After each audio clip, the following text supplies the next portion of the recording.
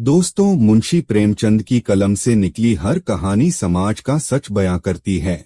लेकिन गोदान सिर्फ एक उपन्यास नहीं, बल्कि हर उस किसान की चीख है जो अपनी मेहनत के बदले सिर्फ कर्ज और गरीबी पाता है। यह कहानी है होरी और धनिया की, एक ऐसा किसान जोड़ा जो जिंदगी भर बस एक गाय पालने का सपना देखता है। लेकिन क्या एक गाय की चाहत किसी इंसान की जान से बड़ी हो सकती है? गोदान हमें दिखाता है कि कैसे धर्म, मर्यादा और समाज के ठेकेदार एक गरीब इंसान को तिल-तिल कर मरने पर मजबूर कर देते हैं। क्या होरी का वह गोदान का सपना पूरा हो पाता है या वह इस व्यवस्था की भेंट चढ़ जाता है? चलिए आज गहराई से समझते हैं प्रेमचंद की सबसे महान रचना गोदान की इस मार्मिक गाथा को। कहानी शुरू करते हैं। होरी राम ने दोनों बैलों को सानी पा देकर अपनी पत्नी धनिया से कहा, अरे गोबर को खगोरने भेज देना, मैं ना जाने कब वापस आऊं। अच्छा जरा मेरी लाठी दे दे। धनिया के दोनों हाथ गोबर से भरे थे, उपले थाप कर आई थी, बोली, अरे कुछ रस पानी तो कर लो, ऐसी क्या आफत है। होरी ने अपने झुर्रियों से भरे हुए माथे को सिड़क कहा, तुझे रस पानी की लगी है, मुझे यह फिक्र है कि अर हो गई तो मालिक से भेंट ना होगी, स्नान पूजा करने लगेंगे तो घंटों बैठे बीत जाएगा इसी से। तो कहती हूँ कुछ जलपान कर लो, और आज ना जाओगे तो कौन नुकसान होगा। अभी तो परसों गए थे, तू जो बात नहीं समझती उसमें टांग क्यों अड़ा आती है। भाई मेरी लाठी ला दे और अपना काम देख। यह इसी मिलते जुलते रहने का फल है कि अब तक जान बची हुई है, नहीं तो पता ना लगता कि कहाँ गए। गांव में इतने लोग तो हैं, किस पर बेदखली नहीं आई, किस पर कुड़की नहीं आई। जब दूसरे के पाँव के नीचे अपनी गर्दन दबी हुई हो तो उन पाँव को सहलाने में ही भला है। धनिया इतनी व्यवहार कुशल ना थी, उसका सोचना था कि हमने जमींदार के खेत जोते हैं तो अपना लगान ही तो लेगा, उसकी खुशामद क्यों करें, उसके तलवे क्यों सहला, जबकि अपने विवाहित जीवन के इन 20 सालों में उसे अच्छी तरह अनुभव हो गया था कि कितना ही पेट तन काटो, भले ही एक एक कौड़ी को दांत से पकड़ो, मगर लगान बेबाक होना कठिन है। फिर भी वह हार ना मानती थी और इस विषय पर स्त्री पुरुष में आए दिन संग्राम छेड़ा रहता था। उसकी 6 संतानों में अब मात्र 3 जिंदा है। एक लड़का गोबर कोई 16 वर्ष का और 2 लड़कियां सोना और रूपा 12 और 8 साल की। 3 लड़के बचपन ही में मर गए। उसका मन आज भी कहता था कि यदि उनकी दवा दारू होती तो वह बच जाते। उसकी उम्र ही अभी क्या थी, 6वां ही साल तो लगा था, पर सारे बाल सफेद हो गए थे, चेहरे पर झुर्रियां पड़ गई थी। वह सुंदर गेहुआ रंग संभला गया था और आंखों से भी कम दिखने लगा था। पेट की चिंता ही के कारण तो इस न स्थायी जीर्णावस्था ने उसके आत्मसम्मान को उदासीनता का रूप दे दिया था। जिस गृहस्थी में पेट भर रोटियां भी ना मिले, उसके लिए ले इतनी खुशामद क्यों। इस परिस्थिति से उसका मन हमेशा विद्रोह किया करता था और 2-4 घुड़ियां खा लेने पर ही उसे सत्यता का ज्ञान होता था। उसने परास्त होकर होरी की लाठी, मिर्जाई, जूते, पगड़ी और तंबाकू का बटुआ लाकर सामने पटक दिए। होरी ने उसकी तरफ आंखें तरेर कर कहा, अरे क्या ससुराल जाना है जो 5 पोशाक लाई है, और ससुराल में भी तो कोई जवान साली सहर नहीं बैठी है। अब जिसे जिसे पहन कर दिखा। होरी के गहरे सांवले पिचके हुए मुख पर मुस्कुराहट की मृदु होता झलक पड़ी। धनिया ने शर्माते हुए कहा, ऐसे ही तो बड़े सजीले जवान हो कि साली सलहजे तुम्हें देखकर रीझ जाएंगे। तो क्या तू समझती है मैं वृद्ध हो गया? अरे अभी तो 40 भी नहीं हुए, मर्द 60 पर पाठे होते हैं। जाकर आईने में मुंह देखो, तुम जैसे मर्द 60 पर पाठे नहीं हो। दूध घी अंजन लगाने को तो मिलता नहीं, पाठे होंगे। अरे तुम्हारी हालत देख देख कर तो मैं और भी सूखी जाती हूँ कि भगवान जाने यह बुढ़ापा कैसे कटेगा, किसके दरवाजे पर भीख मांगेंगे। होरी की एक क्षणिक मृदु होता यथार्थ की इस आंच में मानो झुलस गई। लकड़ी संभालता हुआ बोला, 60 तक पहुँचने से पहले ही चल देंगे। धनिया ने तिरस्कार किया, अच्छा रहने दो, जब भी निकालो मुँह से अशुभ निकालोगा। तुमसे तो कोई अच्छी बात भी कहो तो लगते हो कोसने। होरी कंधे पर लाठी रखकर घर से निकला तो धनिया दरवाजे पर खड़ी उसे देर तक देखती रही। उसके निराशा भरे शब्दों ने हृदय में आतंकमय कंपन डाल दिया था। वह जैसे अपने नारीत्व के संपूर्ण तप तथा व्रत से अपने पति को अभय दान दे रही थी। उसके अंतःकरण से जैसे आशीर्वाद का व्यू सा निकलकर होरी को अपने भीतर छिपाए लेता था। इन संगत शब्दों ने यथार्थ के निकट होने पर भी जैसे झटका देकर उसके हाथ से वह तिनके का सहारा छीन लेना चाहा, बल्कि वास्तविकता के निकट होने के कारण ही उसमें इतनी वेदना शक्ति आ गई थी। काना कहने से काने को जो कष्ट होता है वह क्या दो आंखों वाले आदमी को हो सकता है। होरी कदम बढ़ाए चला जाता था। पगडंडी के दोनों तरफ ऊख के पौधों की लहलहा हुई हरियाली देखकर उसके मन ने कहा, भगवान कहीं गौ से वर्षा कर दे और डांडी भी सुभीते से रहे तो एक गाय अवश्य लेगा देसी। गाय तो ना दूध थे ना उनके बछड़े ही किसी काम के हो। बहुत हुआ तो तेली के कोल में चले, नहीं वो पछा गाय लेगा उसके बहुत से सेवा करेगा। कुछ नहीं तो 4-5 शेर दूध होगा। गोबर गोबर दूध के लिए तरस तरस कर रह जाता है। इस आयु में ना खाया पिया तो फिर कब खाएंगे। वर्ष भर भी दूध पी ले तो देखने लायक हो जाए। बछू भी अच्छे बैल निकलेंगे। 200 से कम की गोई ना होगी और फिर गौ से ही दरवाजे की शोभा है। सवेरे सवेरे गौ के दर्शन हो जाए तो क्या कहना, ना जाने कब ये इच्छा पूरी होगी, जाने कब वह शुभ दिन आएगा। हर एक गृहस्थ की तरह होरी के मन में भी गौ की लालसा चिरकाल से संचित चली आती थी। यही उसके जीवन का सबसे बड़ा जवाब, सबसे बड़ी साध थी। बैंक सूद से चैन करने या जमीन खरीदने या महल बनवाने की विशाल आकांक्षाएं उसके नन्हे से दिल में कैसे समाती। जेठ का सूर्य आमों के झुरमुट से निकलकर आसमान पर छाई लालिमा को अपने रजत प्रताप से तेज करता हुआ ऊपर चढ़ रहा था और हवा में गर्मी आने लगी थी। दोनों तरफ खेतों में काम करने वाले किसान उसे देखकर प्रणाम करते और सम्मान भाव से चीलम पीने का निमंत्रण देते थे। पर होरी को इतना अवकाश कहाँ था। उसके भीतर बैठी हुई सम्मान लालसा ऐसा आदर पाकर उसके सूखे मुख पर गर्व की झलक उत्पन्न कर रही थी। मालिकों से मिलते जुलते रहने का ही तो प्रसाद है कि सब उसका आदर करते हैं, वरना उसे कौन पूछता। अब 5 बीघे के किसान की बिसात ही क्या यह कम इज्जत नहीं है कि 3-3, 4-4 हल वाले महतो भी उसके समक्ष सिर झुकाते हैं। अब वह खेतों के बीच पगडंडी छोड़कर एक खले में आ गया था जहां वर्षा का पानी भर जाने के कारण री रहती थी और जेठ में कुछ हरियाली दिखाई देती थी आसपास के गांवों की। गाय यहाँ चरने आया करती थी।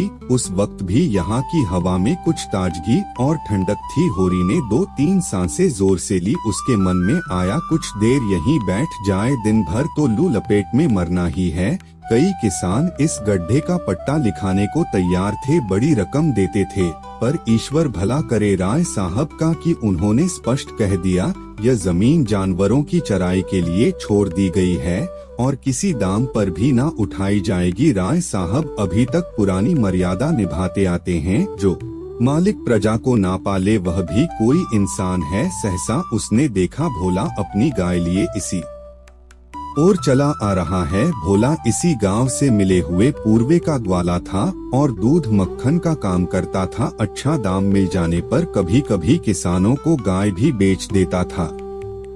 होरी का मन उन गायों को देखकर ललचा गया। यदि भोला वह आगे वाली गाय उसे दे दे तो क्या कहना, रुपए आगे पीछे देता रहेगा। वह जानता था घर में रुपए नहीं है, अभी तक लगान नहीं दिया जा सका। बशेशर शाह का देन भी साफ है जिस पर आने रुपए का सूद चढ़ रहा है। लेकिन दरिद्रता में जो एक प्रकार की अदूरदर्शिता होती है वो निर्लज्ज के तकाज गाली तथा मार से भी भयभीत नहीं होती। वो भोला के समीप जाकर बोला, राम राम भोला भाई, कहो क्या रंग ढंग है, सुना आपकी मेले से बढ़िया गाय लाए हो। भोला ने रुखा से उत्तर दिया। होरी के मन की बात उसने ताड़ ली थी। हाँ, 2 बची और 2 गाय लाया। पहले वाली गाय सभी सूख गई थी। अब बंधी पर दूध ना पहुँचे तो गुजर कैसे हो। होरी ने आगे वाली गाय के पुट्ठे पर हाथ रखकर कहा, दुधारू तो लगती है भाई, कितने मिली। भोला ने शान जमाई, अब की बाजार बहुत तेज रहा, मैं तो इसके देने पड़े 80। आंखें निकल गई मेरी तो। अरे 303 रुपए तो दोनों कलरों को दिए। उस पर ग्राहक रुपए का 8 शेर दूध मांगता है। अरे बहुत बड़ा कलेजा है तुम लोगों का भाई, लेकिन फिर लाए भी तो वह माल हो कि यहाँ 10-5 गांव में तो किसी की नहीं निकलेगी। भोला बोला, राय साहब इसके 0-0 रप देते थे, दोनों कलरों के 5050 रप पर हमने ना दिए। भगवान ने चाहा तो 0-0 इसी बयान पर पीट लूंगा, इसमें क्या शक है। भाई मालिक खा के लेंगे, नजरा आने में मिल जाए तो भले ले ले। अब यह तो तुम ही लोगों का गुर्दा है भाई की अंजुली भर रुपए तकदीर के भरोसे गिन देते हो। और एक मेरा मन है कि चाहता है कि इसके दर्शन करता रहूं। धन्य है तुम्हारा जीवन की गौ की इतनी सेवा करने का सौभाग्य मिला। और हमें देखो, हमें तो गाय का गोबर भी मयस्सर नहीं। गृहस्थ के घर में एक गाय भी ना हो तो कितनी शर्म की बात है। साल के साल व्यतीत हो जाते हैं, गोरस के दर्शन नहीं होते। घर वाली बार बार कहती है, भोला भैया से क्यों नहीं कहते, और मैं कह देता हूँ कभी मिलेंगे तो कहूँगा। कहती है कि ऐसा आदमी ही नहीं देखा कि जब बात करेंगे नीची आंख करके कभी सिर नहीं उठाते। भोला बोला, अरे वही है री भाई, जो औरों की बह बेटी को अपनी बह बेटी समझे। जो दुष्ट किसी महरिया की तरफ ताके उसे तो गोली मार देनी चाहिए। यह तो तुमने लाख रुपए की बात कह दी भाई। बस सज्जन वही जो औरों की आबरू को अपनी आबरू समझे। जिस प्रकार मर्द के मर जाने से औरत अनाथ हो जाती है, उसी तरह औरत के मर जाने से आदमी के हाथ पांव टूट जाते हैं। मेरा तो घर ही उजड़ गया, मैं तो कोई एक लोटा पानी देने वाला भी ना बचा। पिछले वर्ष भोला की स्त्री लू लग जाने से मर गई थी, यह होरी जानता था। लेकिन 50 बरस का खख भोला अंदर से इतना स्निग्ध है, वह यह नहीं जानता था। स्त्री की लालसा उसकी आंखों से सबल हो गई थी। होरी को आसन मिल गया, उसकी व्यवहारिक कृषक बुद्धि सजग हो उठी। अरे पुरानी मसल असत्य थोड़ी है भाई, बिन घरनी घर भूत का डेरा, कहीं सगाई क्यों नहीं ठीक कर लेते। ताक में तो हूँ मैं तो, पर कोई जल्दी फंसता नहीं। अब जैसी भगवान की मर्जी चलो, अब मैं भी फिक्र में रहूंगा। प्रभु चाहेंगे तो जल्दी घर बस जाएगा। अरे बस यही समझ लो कि उबड़ जाऊंगा भैया। घर में खाने को प्रभु का दिया बहुत है। अच्छा में अच्छा मेरी ससुराल में एक महरिया है, 3-4 वर्ष हुए उसका आदमी उसे छोड़कर कलकत्ते चला गया। बेचारी पिसाई जीवन बिता रही है, बाल बच्चा भी कोई नहीं, देखने सुनने में अच्छी है। बस तुम यह समझ लो कि लक्ष्मी है। बस भोला का सिकुड़ा हुआ चेहरा चिकना गया। आशा में कितना अमृत है। बोला, अरे अब तो तुम्हारा ही सहारा है, मैं तो छुट्टी हो तो चलो एक दिन देख आए। अरे बहुत उतावली करने से भी काम बिगड़ जाता है।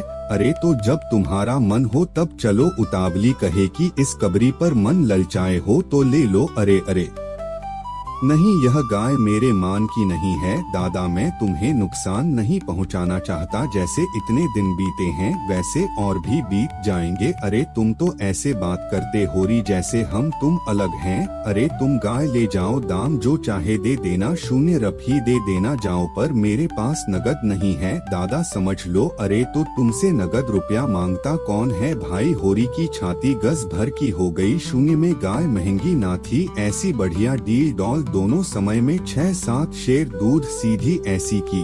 बच्चा भी दूल्हे, इसका तो एक बछड़ा 100 का होगा। जब दरवाजे पर बंधेगी तो द्वार की शोभा बढ़ जाएगी। उसे अभी कोई 0 देने थे, लेकिन उधार को वो एक प्रकार से मुफ्त समझता था। कहीं भोला की सगाई ठीक हो गई तो 1-2 साल वो बात भी नहीं करेगा, और सगाई ना भी हुई तो होरी का क्या बिगड़ता है। क्या होगा, भोला बार बार तकादा करने आएगा, बिगड़ेगा, गालियाँ देगा। लेकिन होरी को इसकी ज्यादा चिंता ना थी। भोला के साथ वह छल कर रहा था और यह व्यापार उसकी मर्यादा के अनुकूल था। अब भी लेन देन में उसके लिए लिखा पढ़ी होने तथा ना होने में कोई अंतर न था। सूखे बूढ़े की विपदाएं उसके मन को भीरू बनाए रखती थी। ईश्वर का रौद्र रूप हमेशा उसके सामने रहता था, पर यह छल उसकी नीति में ना था, यह मात्र स्वार्थ सिद्धि था और यह कोई बुरी बात ना थी। इस प्रकार का छल तो वह दिन रात करता रहता था। घर में 2-4 रुपए पड़े रहने पर भी महाजन के सामने कसम खा जाता था कि 1 पाई भी नहीं है, सन को कुछ गीला कर देना और रुई में कुछ बिनोले भर देना उसकी नीति में जायज था। और यहाँ तो केवल स्वार्थ ना था, थोड़ा सा मनोरंजन भी था। बुड्ढों का बुढ़ भस हास्यास्पद वस्तु है और ऐसे बुड्ढों से अगर कुछ ठभी लिया जाए तो कोई दोष पाप नहीं। भोले ने गाय की पगाया होरी के हाथ में थमा हुए कहा, अरे ले जाओ महतो, तुम भी क्या याद करोगे, बते ही 6 शेर दूध ले लेना, चलो मैं तुम्हारे घर तक पहुंचा दूं, शायद तुम्हें अजनबी समझकर रास्ते में कुछ परेशान करे। अब तुमसे सच कहता हूँ, मालिक 90 देते थे, पर उनके वहाँ गायों की क्या कदर, मुझसे लेकर किसी हाकिम हुक्का को दे देते। अब हाकिम को गौ की सेवा से क्या अर्थ, जब तक दूध देती रखते फिर किसी के हाथ बेच देते। अब किसके पल्ले पड़ती, कौन जाने, रुपया ही सर्वस्व नहीं है भैया, कुछ अपना धर्म भी तो है। तुम्हारे घर आराम से रहेगी तो यह ना होगा कि तुम खाकर सो रहो तथा गौ भूखी खड़ी रहे। उसकी सेवा करोगे, चुम करोगे, गौ हमें आशीर्वाद देगी। तुमसे क्या कहूँ भैया, घर में चंगुल भर भूसा नहीं रहा, पैसे सब बाजार में निकल गए। सोचा था महाजन से कुछ लाकर भूसा ले लेंगे, पर महाजन का पहला ही ना चुका, उसने इनकार कर दिया। इतने जानवरों को क्या खिलाएं, यही फिक्र मारे डालती है। चुटकी चुटकी भर भी खिलाऊं तो मन भर नित्य का खर्च है, अब तो भगवान ही पार लगाए तो लगे। होरी ने सहानुभूति के स्वर में कहा, तुमने मुझसे पहले क्यों नहीं कहा, हमने 1 गाड़ी भूसा बेच दिया। भोला ने माथा ठोक कर कहा, इसलिए नहीं कहा भैया कि सबसे अपना दुखड़ा क्यों रो बांटता, कोई नहीं हंसते सब है, जो गाय सूख गई है पत्ती सत्ती खिलाकर जिला लूंगा, पर अब यह तो राती बिना नहीं रह सकती। अगर तुमसे हो सके तो 10-20 रुपए भूसे हेतु दे दो। किसान पक्का स्वार्थी होता है, इसमें शक नहीं। उसकी गांठ से रिश्वत के पैसे बड़ी मुश्किल से निकलते हैं। भाव में भी वह चौकस होता है, ब्याज का एक एक पैसा छुड़ाने के लिए चिरोड़ करता है। जब तक पक्का विश्वास ना हो जाए वह किसी के फुसला में नहीं आता, लेकिन उसका संपूर्ण जीवन प्रकृति से स्थायी सहयोग है। वृक्षों में फल लगते हैं, उन्हें जनता खाती है। खेतों में अनाज होता है, वह संसार के काम आता है। गाय के थन में दूध होता है, वो खुद पीने नहीं जाती, दूसरे ही पीते हैं। मेघों से श होती है, उससे धरती तृप्त होती है। ऐसी संगति में कुशल स्वार्थ के लिए कहाँ जगह है। होरी किसान था और किसी के जलते हुए घर में हाथ सेकना उसने कभी ना सीखा था। भोला की संकट कथा सुनते ही उसके मनोभाव बदल गए। पग्या को भोले के हाथ में लौटा हुआ बोला, रुपए तो दादा मेरे पास नहीं है, हाँ थोड़ा सा भूसा जरूर है, वो तुम्हें दूंगा, चलकर उठवा लो। अब भूसे के लिए तुम गाय बेचोगा और मैं लूंगा, मेरे हाथ ना कट जाएंगे। भोला ने आर्द्र कंठ से कहा, अरे तुम्हारे बैल भूखों ना मरेंगे, तुम्हारे पास भी कौन सा ऐसा बहुत सा रखा है। नहीं दादा, अब की भूसा बढ़िया हो गया था, मैंने तुमसे नहा की भूसे की बात की। अरे लो, तुम ना कहते और पीछे से मुझे मालूम होता तो मुझे बड़ा दुख होता कि तुमने मुझे इतना गैर समझ लिया। मौका पड़ने पर भाई की मदद भाई भी ना करे तो काम कैसे चले। तो फिर ये गाय ले जाओ। अरे अभी नहीं दादा, फिर कभी ले लूंगा। अच्छा तो भूसे की कीमत दूध में कटवा लेना। होरी ने दुखित स्वर में कहा, दाम कौड़ी की इसमें कौन बात है दादा, मैं 1-2 समय तुम्हारे घर खा लूं तो तुम मुझसे कीमत मांगोगे, पर तुम्हारे बैल भूखे मरेंगे कि नहीं। अरे प्रभु, कोई ना कोई राह निकालेंगे ही, असर सिर पर है, कड़भी बोलूंगा, मगर यह गाय तुम्हारी हो गई, जिस रोज मन हो आकर ले जाना। अरे किसी भाई का लाम पर चढ़ा हुआ बैल लेने में जो पाप है वह इस वक्त तुम्हारी गाय लेने में है। होरी में बाल की खाल निकालने की शक्ति होती तो वह खुशी से गाय लेकर घर की राह लेता। बोला, जब नकद रुपए नहीं मांगता तो स्पष्ट था कि वह भूसे के लिए गाय नहीं बेच रहा है, बल्कि इसका कुछ और आशय है। जैसे पत्तों के खड़कने पर घोड़ा आकाण ही ठिठक जाता है और मारने पर भी आगे पैर नहीं उठाता, वही दशा होरी की थी, संकट की चीज लेना पाप है, यह बात जन्मों जन्मों से उसकी आत्मा का हिस्सा बन गई थी। भोला ने प्रसन्न कंठ से कहा, तो भूसे के लिए किसी को भेज दूं? होरी ने जवाब दिया, अभी मैं राय साहब की ढोड़ी पर जा रहा हूँ, वहाँ से घड़ी भर में लौटूंगा, तभी किसी को भेज देना। भोला की आंखों में आंसू भर आए, बोला, तुमने आज मुझे उबार लिया होरी भाई, मुझे अब मालूम हुआ कि मैं संसार में अकेला नहीं हूँ, मेरा भी कोई हेतु है। एक पल के बाद उसने फिर कहा, उस बात को भूल न जाना। होरी आगे बढ़ा तो उसका मन प्रसन्न था, मन में एक विचित्र फुर्ती हो रही थी। क्या हुआ? द5 मन भूसा चला जाएगा, बेचारे को मुसीबत में पड़कर अपनी गाय तो ना बेचनी पड़ेगी, जब मेरे पास चारा हो जाएगा तब गाय खोल लाऊंगा, प्रभु करे मुझे कोई रिया मिल जाए, फिर तो कोई बात ही नहीं। उसने पीछे मुड़कर देखा, कबीर गाय पूंछ से मक्खियां उड़ाती, सिर हिलाती, मस्तानी मंद गति से झूमती चली जाती थी, जैसे बांध के बीच में कोई रानी हो। कितना शुभ होगा वह दिन जब वह कामधेनु उसके दरवाजे पर बंधेगी। अब आगे की कहानी सुनने के लिए बने रहिए। शनि हिंदी कहानियाँ के साथ मिलते हैं। अगर आपको कहानी पसंद आई हो तो चैनल को सब्सक्राइब करें। शनि हिंदी कहानी सुनने के लिए धन्यवाद।